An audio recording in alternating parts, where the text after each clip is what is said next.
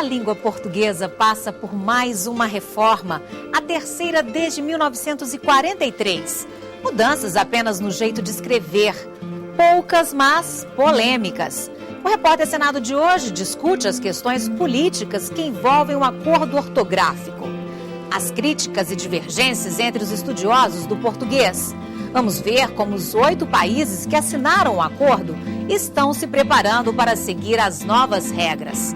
O programa também debate com acadêmicos, professores e estudantes os desafios de se aprender e estimular o ensino do português.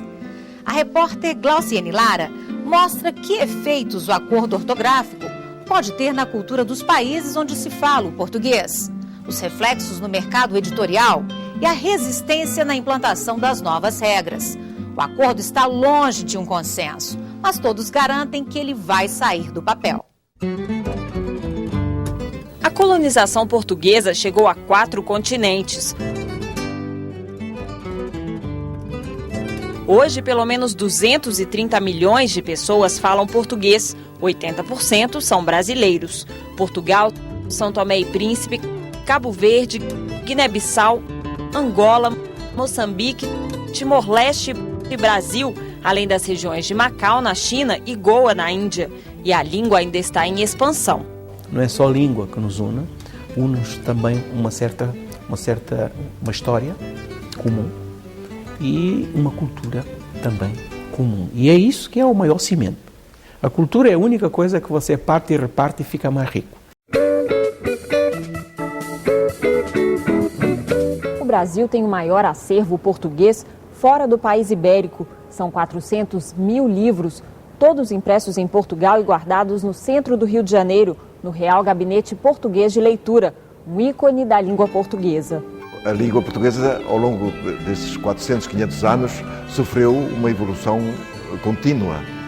Então, embora mantendo as mesmas bases matriciais, a língua foi evoluindo, foi se modernizando, foi, digamos, ajustando a novas realidades políticas, económicas, sociais, etc. Então, há profundas diferenças entre o português que se fala hoje e o português camoniano, não é? Mas dá para entender, quer dizer, é a mesma língua, é a mesma base, digamos, linguística, mas com as suas nuances e com as suas variações do tempo. A comunidade dos países de língua portuguesa foi criada há quase 15 anos para aproximar os 8 estados lusófonos. A CPLP é um mecanismo, uma plataforma que vai ajudar o entendimento entre os povos. Mas a língua que une também cria desafios. Brasil e Portugal são 2 países separados pela mesma língua, já dizia Rui Castro. No país ibérico, cafezinho é bica, chope é imperial e fila bicha. Terno é fato, meias são peúgas e calcinhas femininas, cuecas. Imagine a confusão que isso pode dar. E ainda nem chegamos na lista dos adjetivos. Nossa língua brasileira, ela tem uma série de questões que podem fazer com que hoje a gente pense em chamá-la de língua brasileira frente à língua portuguesa europeia. Mas, politicamente, seria muito complicado você falar assim. O são tomense White está no Brasil há 5 anos. Estuda letras na Universidade de Brasília e acha difícil traduzir um texto para a língua portuguesa. E tem que fazer 2 traduções. Ele tem que fazer interlingual, depois intralingual. A gente acha que fala o mesmo idioma, mas não fala. A fala é uma coisa, a escrita é outra coisa. Um tradutor, quando tem que traduzir um texto do inglês ou do francês ou do alemão para português, a primeira coisa que ele se pergunta em que ortografia é que eu vou traduzir. É do lado de Portugal ou do lado do Brasil? Em 1975 nasceu o projeto do Acordo Ortográfico.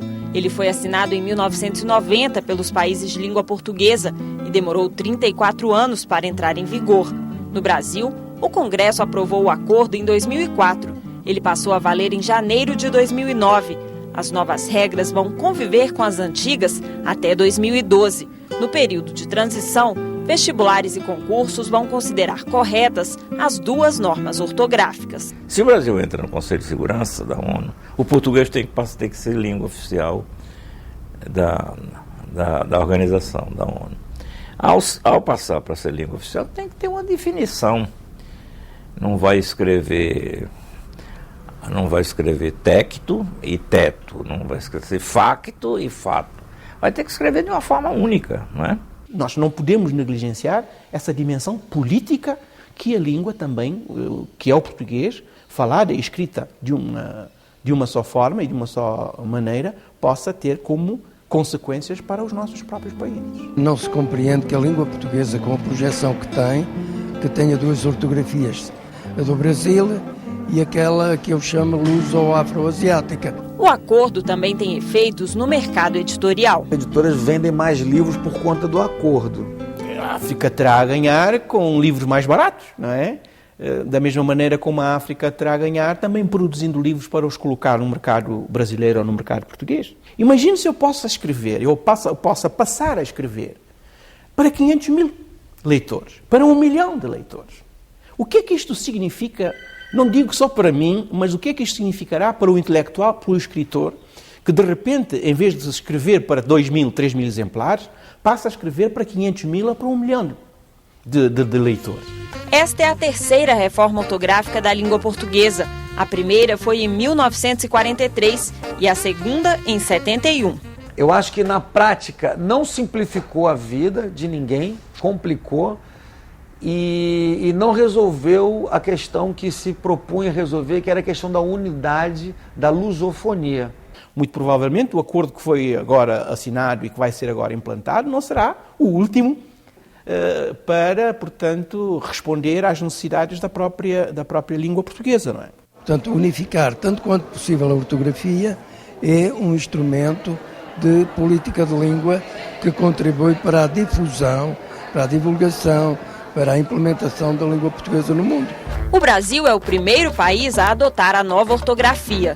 Angola e Moçambique assinaram o acordo, mas ainda não aprovaram o documento no Congresso. Nós estamos esperando ainda pelo processo de ratificação, mas nós acreditamos que isso não leve muito tempo. Portugal, Cabo Verde, São Tomé e Príncipe, Guiné-Bissau e Timor-Leste já ratificaram o acordo, mas ainda não puseram as novas regras em prática. Se não houver esse esforço de todos os países, dos 8 países da CPLP, os esforços brasileiros se frustram. Hoje nós praticamente vemos todas as publicações feitas no Brasil já adaptadas às mudanças que foram combinadas por meio desse acordo. No entanto, em outros países de língua portuguesa, principalmente Portugal, nós não estamos vendo esse mesmo esforço. Fundamental que se faça o acordo.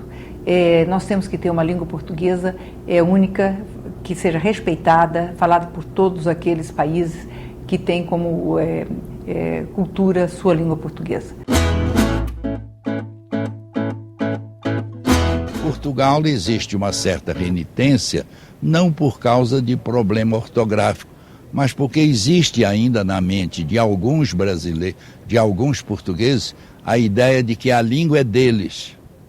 Mas acontece que a língua não é deles, a língua é também deles, mas a língua é de todos os países independentes que têm a língua portuguesa como língua de expressão oficial. Dizem que ele foi moldado mais para atender as reivindicações de filólogos brasileiros e de gramáticos brasileiros do que propriamente aos portugueses. Apesar das resistências que ainda perduram e ainda persistem em alguns setores da intelectualidade portuguesa, a tendência é que dentro de 2, 3 anos, eu penso, o acordo entre, digamos, em plena execução em Portugal. Eu vim de Portugal e li o jornal O Público e o jornal Diário de Notícias, são os 2 grandes jornais de lá, com as regras praticamente adotadas todas. Né? O acordo ainda não foi implantado porque nós pedimos uma moratória, mas parece-me que durante este ano o acordo será, pelo menos a nível oficial, implantado. Haverá depois a fase de transição para a mudança dos livros, sobretudo os manuais escolares. Guiné-Bissau espera tudo de Portugal, entendeu? Eles esperam o que Portugal decidir e eles fazem o que Portugal decidir. Né? a gente está atrasado. Então, tanto é que a gente vem para o Brasil estudar, ainda vai para Portugal, ainda vai, não sei o quê. Então, a gente precisa de ajuda no sentido, material escolar, os livros. É necessário fornecer recursos humanos e materiais àquelas áreas mais débeis. O exemplo que toda a gente compreende é o de Timor. Timor teve 2 genocídios na mesma geração. As gerações vivas tiveram dezenas de anos sem nenhuma espécie de escolaridade. Eles são obrigados a ter boas relações com o inimigo e assumiram que a sua identidade implicava a língua portuguesa. O que há são prazos, que são prazos acordados entre um grupo de países que até 2012 adotam em caráter completo.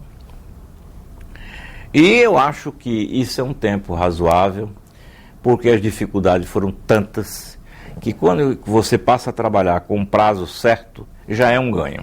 Babel das línguas em pleno cio, seduz a África, cede ao gentil, substantivos, verbos, alfaias de ouro, os seus olhares conquistam do Mouro.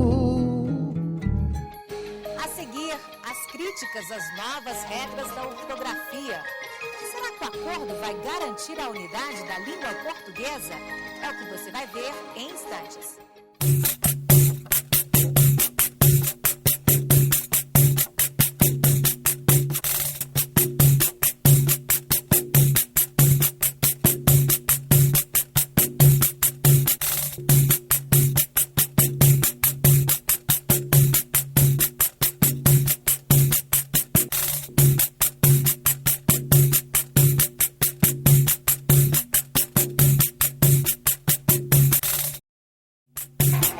Fácil, porque assim, não tem tantas palavras com hífen, e quando tem são bem pouquinhas. Eu sei que ficou um pouco mais difícil, mas agora pelo menos a gente vai conseguir entender melhor línguas dos outros países como Portugal, até que melhorou bastante. Eu não consigo decorar as regras todas do hífen, são 20 e tantas regras, eu decoro as básicas.